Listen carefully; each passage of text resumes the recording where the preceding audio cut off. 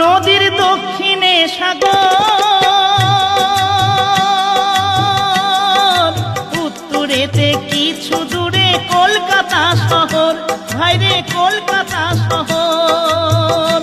আবার পশ্চিমেতে মেদিনীপুর, আবার পশ্চিমেতে মেদিনীপুর। এমন কে বা দেখেছে ভাইরে ভাই, এমন কে বা দেখেছে? ডায়মন্ড হারবার থানার নিচে যে নদী আছে, ডায়মন্ড হারবার থানার নিচে যে নদী আছে।